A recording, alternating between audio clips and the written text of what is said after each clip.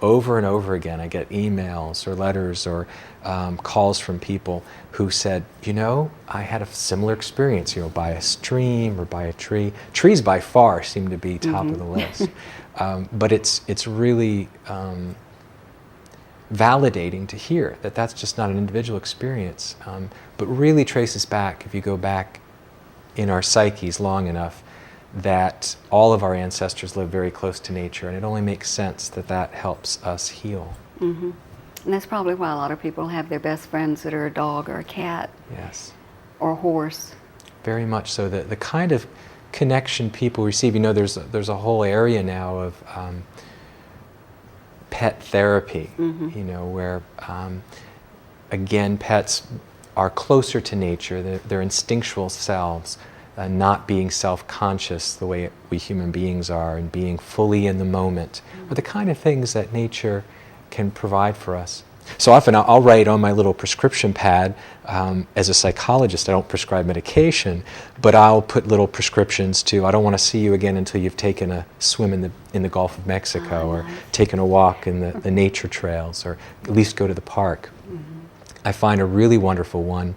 People look at me a little strange at first, but having difficulty sleeping, go outside, lay on nothing between you and the grass, but lay on the earth in your backyard, look up at the stars. So, people haven't done that since they were, little kids. No.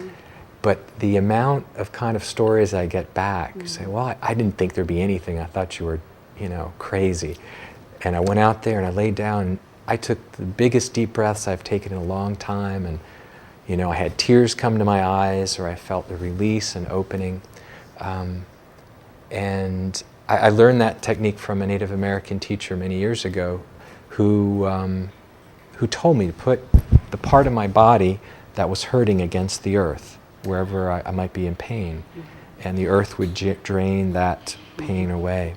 It may sound a little bit different or strange to other people initially, but again, I'll ask them, and my work with children over the years have taught me this. How about if you imagine me telling you or asking you to do this as a child? You would have jumped at the opportunity. And I think children, they're so close to that intuitive awareness or understanding. And if you can get adults to access that part of themselves, that imaginative, creative part, boom, they'll do it. And we have to make efforts now to do that, because we're living in these little square houses. We wear rubber-soled shoes. We're not next to the earth unless we make an effort. We have, wires all over the place, cell phones, all kinds of extraneous noise, breathing in fumes. We're really not nature people unless we make it that way and make an effort to go hiking or go sit next to the ocean. Absolutely. We live in a very artificial environment, and we know a lot about depression and anxiety and stress, that these are problems of disconnection, and partly is disconnection from each other, but also, probably most importantly, disconnection from ourselves, our feeling dimension. Research shows over and over again that people get better when they're in touch with their feelings, and they're able to express and talk about their feelings. That is connected to the heart. And what happens oftentimes is that when people are in nature, they reconnect with part of themselves they've felt disconnected from. And a lot of times the first thing they begin to feel is a sense of compassion, openness. I worked with this woman once who had been severely abused, physically, emotionally, and sexually. And she had all this grief inside, but she was so scared to open to it. For a number of years, I've led these wilderness retreats, and we did these walks, kind of meditation in the woods.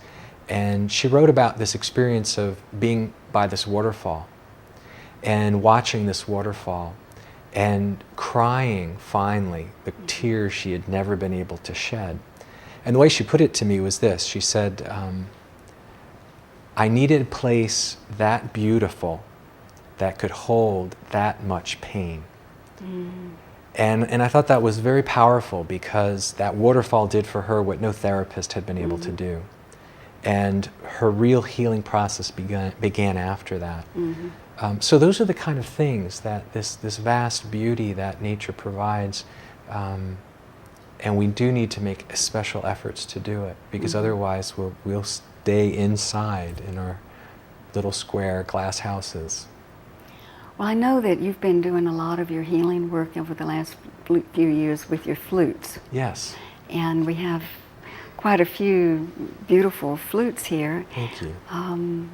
Would you talk a little bit about music and your writing in terms of the eco-psychology and how that all works together for you, and about the healing of the music? By all means. I kind of call it my holy trinity, which is nature. The other is creativity. And the reason I think nature and creativity are so closely related, no matter what spiritual tradition you come from, most traditions agree that there's this creator, and that nature in a way is the art of God, or the art of the creator. So to immerse yourself in God's art is to feel very, what I like to say, in alignment or congruent with this deeper energy. The other way of doing that is creating yourself, because if God's creating all the time, when you begin to enter the creative process, that also brings you into alignment with what God, or Creator, is doing all the time, in a small way. But I find that also creativity, it opens up, we know in research that it opens up the channels of problem solving, openness, a sense of feeling effective in your life. And if you're feeling effective, we know that's a way of feeling better and healing. So for me, creativity always went back to music. It was probably my first, even as a very young child, my parents say, I'd go by the piano, and I was fascinated with it. Anything that would make sound, and I'd hit one key and just let the sound reverberate until it kind of disappeared. So I was fascinated with sound, and similar to going in the tree, when things got difficult, I remember as a very young child having feelings that felt too big for words, too big to express in language.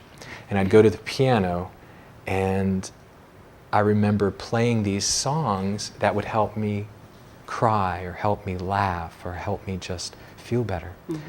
So I used percussion and piano for many years, but about 8-9 years ago I first heard the Native American flute, and the sound just blew me away. It was like feeling like I was hearing an old friend somehow. And there was something about its bittersweetness that was very genuine and authentic to me. And also making sound with your breath was very powerful.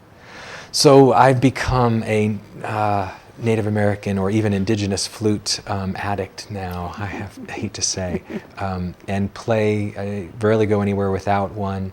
I love to play, and I used to just play for myself, and I used to keep them out on my desk at the office, and my clients would often ask me about them, and sometimes I'd start playing, and I started having people ask me to play to begin a session, to kind of bring some focus to the session.